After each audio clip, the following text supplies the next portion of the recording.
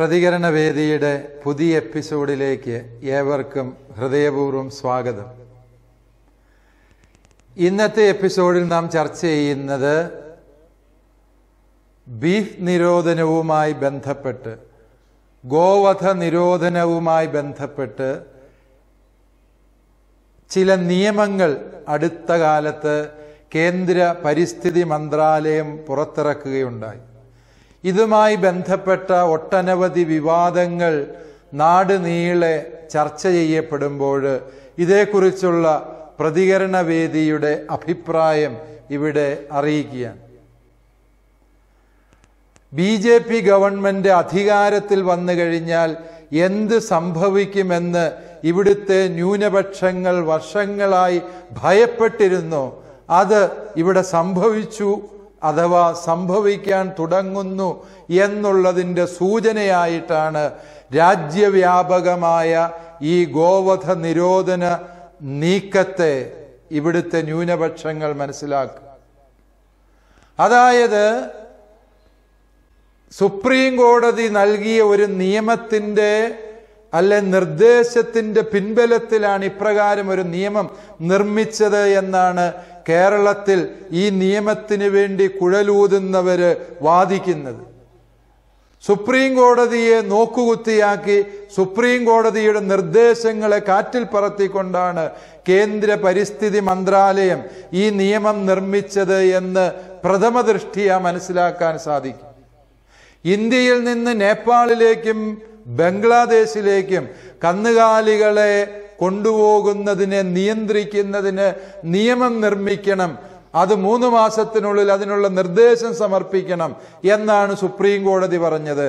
അല്ലാതെ രാജ്യത്താകമാനം ഗോവധം നിരോധനം നടപ്പിലാക്കാൻ സുപ്രീം കോടതിയുടെ നിർദ്ദേശത്തെ പുകമറയായി ആരെങ്കിലും ഉപയോഗിക്കുന്നുണ്ടെങ്കിൽ ഉന്നത നീതിന്യായ പീഠങ്ങളെ പോലും എത്ര കണ്ട് നിക്ഷിപ്ത താല്പര്യങ്ങൾക്ക് വേണ്ടി ഭരണകൂടങ്ങൾ ഉപയോഗിക്കുന്നു എന്നുള്ളതിൻ്റെ വ്യക്തമായ ദൃഷ്ടാന്തമാണ് ഈ കേസ്.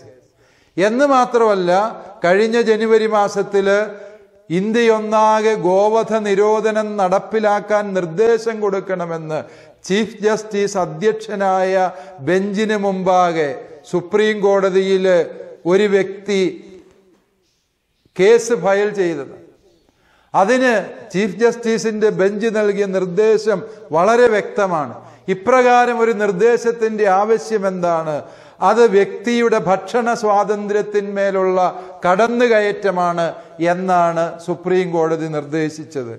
അതുകൊണ്ട് അല്ലയോ നേതാക്കന്മാരെ, സുപ്രീം കോടതിയുടെ ന്യായം പറഞ്ഞ് സുപ്രീം കോടതിയുടെ നിർദ്ദേശങ്ങളുടെ തണലിൽ ഇപ്രകാരം ഒരു സംഘപരിവാർ അജണ്ട ഇവിടുത്തെ രാജ്യത്തിൻ്റെ മേൽ അടിച്ചേൽപ്പിക്കാൻ ശ്രമിക്കുന്നത് അങ്ങേയറ്റം ലജ്ജാവഹമായ പ്രവൃത്തിയാണ്.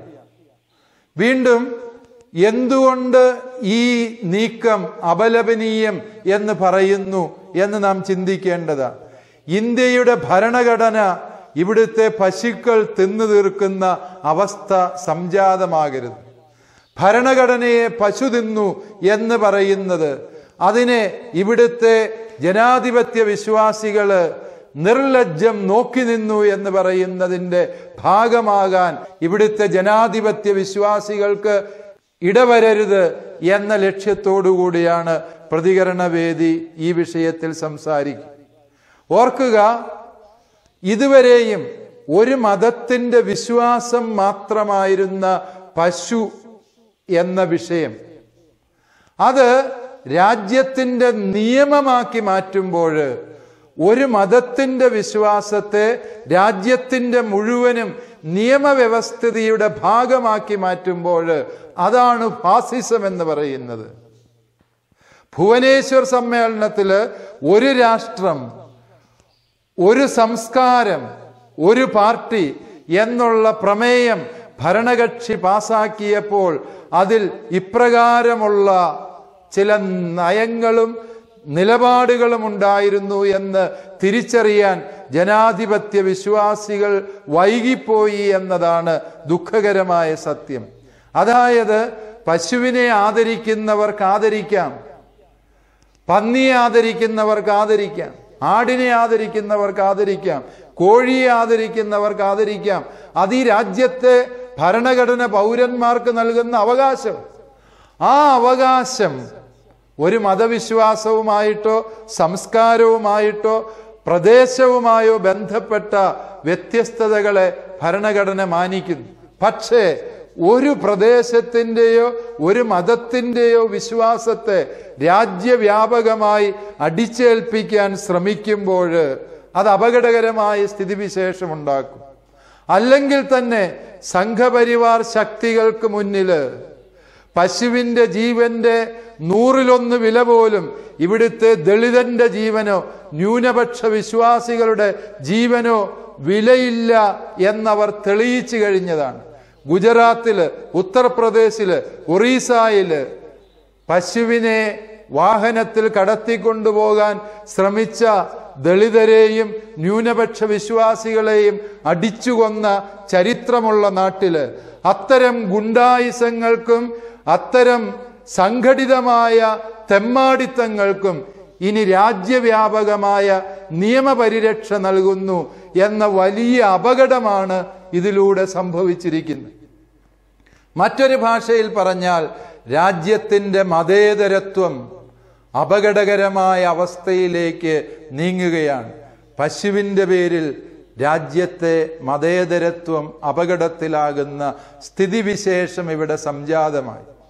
വീണ്ടും ഓർമ്മിക്കുക, മഹാത്മാഗാന്ധിയോട് ബാബു രാജേന്ദ്ര പ്രസാദ് ചോദിച്ചു ഒരിക്കൽ, ഗാന്ധി തന്നെ രേഖപ്പെടുത്തുന്നത്, എനിക്ക് 50,000-ത്തിലധികം ടെലഗ്രാമുകൾ രാജ്യത്തിന്റെ വിവിധ ഭാഗത്ത് നിന്ന് വന്നു, ഭാരതത്തിൽ ഒന്നാകെ ഗോവധം നിരോധിക്കണം എന്ന് പറഞ്ഞു.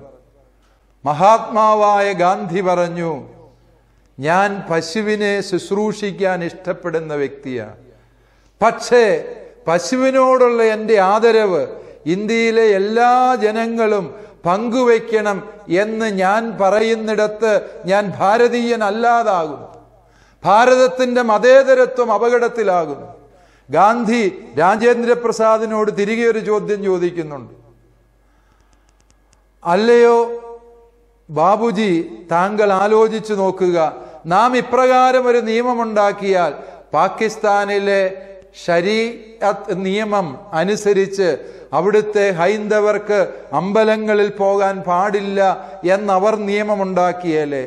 ഓരോ മതവും അവരുടെ നിയമത്തെ ന്യൂനപക്ഷങ്ങളുടെ മേൽ അടിച്ചേൽപ്പിക്കാൻ ശ്രമിച്ചാൽ ഈ രാജ്യമൊന്നാകെ, ഈ ദേശമൊന്നാകെ ഒരു യുദ്ധക്കളമായി മാറില്ലേ എന്ന് ഗാന്ധി രാജേന്ദ്ര പ്രസാദിനോട് ചോദിച്ചൊരു ചോദ്യമുണ്ട്. ആ ഒരു വിവേകമാണ് ഗുജറാത്തുകാരനായ പ്രധാനമന്ത്രി നേതൃത്വം നൽകുന്ന രാഷ്ട്രപിതാവിൻ്റെ ദേശവാസിയായ പ്രധാനമന്ത്രിക്ക് നഷ്ടമായത് എന്നുള്ളത് സങ്കടകരമായ വസ്തുത. വ്യക്തികൾ എന്ത് ഭക്ഷിക്കണം എന്നത് തീരുമാനിക്കുന്നത് പ്രധാനമന്ത്രിയോ നാഗപ്പൂർ ആസ്ഥാനത്തോ അല്ല എന്ന് ചിലരെങ്കിലും വിലയിരുത്തിയത് വളരെ ശരിയായ വിലയിരുത്തലാണ്. ഭരണഘടനയുടെ 21-ാം ആർട്ടിക്കിള് വ്യക്തി സ്വാതന്ത്ര്യത്തെക്കുറിച്ച് വ്യക്തമായ നിർവചനം തരുന്നുണ്ട്.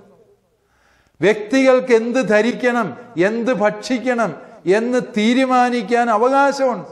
ആ അവകാശം ഇവിടുത്തെ സാംഘികൾക്ക് മുൻപിൽ അടിയറ വയ്ക്കണമെന്ന് ആവശ്യപ്പെട്ടാൽ ജനാധിപത്യത്തിൽ വിശ്വസിക്കുന്ന ഏതൊരു വ്യക്തിയും മനസ്സിലാക്കുക, അതിന് നാം കുനിഞ്ഞുകൊടുത്താൽ നാളെ നമുക്ക് ജീവിക്കാൻ മറ്റുള്ളവരുടെ അവകാശം വേണ്ടിവരുന്ന സാഹചര്യം സംജാതമാകും. പശു വിശുദ്ധ മൃഗമാകയാൽ പശുവിനെ ദൈവമായി ആരാധിക്കാത്തവര് പാല് കുടിക്കാൻ പാടില്ല എന്നൊരു നിയമം വന്നാൽ അത്ഭുതപ്പെടേണ്ടതില്ല. പശുവിനെ ദൈവമായി ആരാധിക്കാത്തവര് പശുവിൻ്റെ ചാണകം കൃഷിഭൂമിയിൽ ഉപയോഗിക്കാൻ പാടില്ല എന്നൊരു നിയമം ഇവിടെ ഉണ്ടാക്കിയാൽ ആരും അത്ഭുതപ്പെടേണ്ട കാര്യമില്ല എന്ന് ചിന്തിക്കേണ്ടി വരും. ഇത് അപകടകരമായ ഒരു നീക്കത്തിൻ്റെ ഉണർത്തുപാട്ടാണ്. ഈ ഉണർത്തുപാട്ടിനെ സഗൗരവം ജനാധിപത്യ വിശ്വാസികൾ നേരിടേണ്ട സമയമാണിത് എന്നോർമ്മിക്കുക. ഇത് കേവലം ഏതെങ്കിലും രണ്ട് മതവിശ്വാസികൾ തമ്മിലുള്ള സംഘർഷമാക്കി വളർത്തിയെടുക്കണം എന്ന ആഗ്രഹത്തോടെ നടപ്പിലാക്കിയ നിയമമാണ്. സംഘപരിവാറിന്റെ ഈ ഒരു നിലപാടിനെ ജനാധിപത്യ വിശ്വാസികൾ ഒന്നടങ്കം ഒരു മനസ്സോടെ എതിർക്കണം. ഇത് മാംസം ഭക്ഷിക്കുന്ന ഏതെങ്കിലും ഒരു മതത്തിന്റെ പ്രശ്നമാക്കി ഇതിനെ മാറ്റണം എന്നതാണ് സംഘപരിവാറിന്റെ ആഗ്രഹമെങ്കിൽ അതിനെ ജനാധിപത്യത്തിന്റെ മൂല്യബോധം കൊണ്ട് നേരിടാൻ ഒരു പൗരസമൂഹത്തിന് കഴിയുമ്പോഴാണ് ഇവിടെ ജനാധിപത്യത്തിന്റെ ദീപങ്ങൾ അണയാതെ സൂക്ഷിക്കപ്പെടുന്നത് എന്നോർത്തു വയ്ക്കാം. വീണ്ടും നാം ചിന്തിക്കുക, ഈ നിയമത്തിൽ പറയുന്നു പാവപ്പെട്ട കർഷകൻ ഒന്നോ രണ്ടോ പശുവിനെയോ പോത്തിനെയോ വളർത്തുന്നത് കശാപ്പ് ചെയ്യാനാണ് എന്ന ധാരണ ഉണ്ടാകാതെ നോക്കണം. അതിനു വേണ്ട എഴുത്തുകുത്തുകള് സത്യവാങ്മൂലങ്ങൾ സമർപ്പിക്കണം എന്നാണ് ആവശ്യപ്പെടുക. പശുവിനെ കശാപ്പ് ചെയ്യരുതെന്നല്ല നിയമം പറയുക, പോത്തിനെ കശാപ്പ് ചെയ്യരുതെന്നല്ല പറയുക. മറിച്ച് ഇവിടുത്തെ സാധാരണക്കാരനും കർഷകനും പാവപ്പെട്ടവനും ഗ്രാമവാസികളും അത് ചെയ്യാൻ പാടില്ല. പകരം അതാര് ചെയ്യണം? കുത്തക മുതലാളിമാര്, അതായത് 10,000 50,000 പശുക്കളെയും മൂരികളെയും പോത്തുകളെയും വളർത്താൻ ഫാം നടത്താൻ കഴിവുള്ളവൻ, അവൻ വിതരണം ചെയ്യുന്ന മാംസം അത് ഭക്ഷിക്കുന്നതിന് ഈ നിയമത്തിൽ വിലക്കില്ല എന്ന് പറയുമ്പോൾ പശുവിന്റെ പേരിൽ ഇവിടുത്തെ വർഗീയ ധ്രുവീകരണം നടത്തുന്നതോടൊപ്പം കുത്തക മുതലാളിമാർക്ക് ഇവിടെ ചുവന്ന പരവതാനി വിരിക്കാനുള്ള ശ്രമമാണ് സർക്കാർ നടത്തുന്നത് എന്നത് നാം തിരിച്ചറിയേണ്ടതല്ലേ? ചിന്തിക്കുക പ്രിയപ്പെട്ടവരെ, ഇത് അപകടകരമായൊരു നീക്കമാണ്. രാജ്യത്ത് കോർപ്പറേറ്റുകൾക്ക് തീരെഴുതി കൊടുക്കാത്ത ഏക മേഖല ഇവിടുത്തെ മാംസവ്യാപാരത്തിന്റെ മേഖലയായിരുന്നു. ആ മേഖല കൂടി തീരെഴുതി കൊടുക്കാൻ ഇവിടെ ഒരു മതവിശ്വാസത്തിന്റെ മറവില് ഇവിടുത്തെ സർക്കാർ തുനിഞ്ഞിറങ്ങിയപ്പോൾ ഇതിന്റെ പിന്നിലെ അപകടം നാം തിരിച്ചറിയേണ്ടതല്ലേ എന്ന് ചിന്തിച്ചു നോക്കുക. ഏതെങ്കിലും ഒരു തൊഴിൽ ചെയ്യുന്ന വ്യക്തികള്, ആ തൊഴിലിൽ കൂടുതലായി ഏർപ്പെടുന്നവര് ഏതെങ്കിലും മതവിശ്വാസത്തിൽപ്പെട്ടവരായതിനാൽ അവരുടെ തൊഴിൽ മേഖല തകർത്ത് കളയുക എന്ന് ചിന്തിക്കുന്നത് ഹിറ്റ്ലർ വിജയകരമായി ജർമ്മനിയിൽ നടപ്പിലാക്കിയ ഫാസിസത്തിന്റെ പുനരാവർത്തനമാണ് എന്ന് ചരിത്രം നമ്മെ പൊള്ളുന്ന ഓർമ്മകളോടെ പഠിപ്പിക്കുന്ന പാഠമാണ്. ആ പാഠവും കൂടി നാം ഗൗരവബുദ്ധിയ തിരിച്ചറിയേണ്ടതുണ്ട് എന്ന സത്യം ഓർമ്മിക്കുക. വീണ്ടും സാധാരണക്കാരന് ഏറ്റവും ലളിതമായി സംലഭ്യമായ പ്രോട്ടീൻ സമ്പന്നമായ ഭക്ഷണം മാംസമാണ്. ആ മാംസഭക്ഷണം അവന് നിരോധിക്കുക എന്ന് പറഞ്ഞാൽ ഇവിടെ സവർണരും സമ്പന്നരുമായ ജാതിയിൽപ്പെട്ടവര് വെണ്ണയും നെയ്യും പാലും ഉപയോഗിച്ചുകൊണ്ട് പ്രോട്ടീൻ സംബന്ധമായ പ്രശ്നങ്ങൾക്ക് പരിഹാരം കണ്ടെത്തിയിരുന്നു. എന്നാൽ ഇവിടുത്തെ പാവപ്പെട്ട സാധാരണക്കാരനായ മനുഷ്യൻ അവന്റെ ഭക്ഷണത്തിലെ പ്രോട്ടീന്റെ അംശം കണ്ടെത്തിയിരുന്നത് വിപണിയിൽ ഏറ്റവും വില കുറഞ്ഞ് ലഭ്യമായിരുന്ന മാംസം ഭക്ഷിച്ചുകൊണ്ടാണ്. ഹൈന്ദവ സമൂഹമൊന്നാകെ മാംസഭക്ഷണത്തിന് വിരുദ്ധമാണ് എന്നൊരു ധാരണ പുലർത്തുന്നതും അപകടകരമായ ഒരു സാമാന്യവൽക്കരണമാണ്. ഇവിടുത്തെ കേവലം 18-20% മാത്രം വരുന്ന സവർണ വർഗത്തിന്റെ അജണ്ടയെ സാധാരണക്കാരും ദളിതരുമായ ഹൈന്ദവ ഭൂരിപക്ഷത്തിന്റെ മേലും അതുപോലെ ന്യൂനപക്ഷങ്ങളുടെ മേലും അടിച്ചേൽപ്പിക്കാനുള്ള ബോധപൂർവമായ നീക്കം, ഈ സവർണ മേധാവിത്വത്തിന്റെ ജൈത്രയാത്ര അതിൻ്റെ കാഹളധ്വനിയായി ഈ ഒരു നീക്കത്തെ നാം വിലയിരുത്തേണ്ടതുണ്ട്.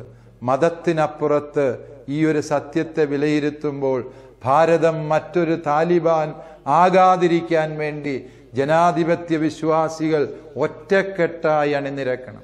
മറ്റെല്ലാ വ്യത്യാസങ്ങളും മറന്ന്, രാഷ്ട്രീയമോ ജാതിയോ മതമോ മറന്ന്, ഭരണഘടനയെ പശുവിനെ കൊണ്ട് തീറ്റിക്കാനുള്ള സംഘപരിവാറിന്റെ ശ്രമത്തിനെതിരെ ഒരു മനസ്സോടെ, ഒരു ഹൃദയത്തോടെ, ഒരു പൗരബോധത്തോടെ, ഒരൊറ്റ രാജ്യബോധത്തോടെ ഇവിടുത്തെ ജനാധിപത്യ വിശ്വാസികൾ അണിനിരക്കേണ്ട സമയം അതിക്രമിച്ചു എന്ന് തിരിച്ചറിയുക. മറ്റൊരു എപ്പിസോഡിൽ പുതിയ വിഷയവുമായി നാം കണ്ടുമുട്ടുന്നത് വരെ നന്ദി, നമസ്കാരം.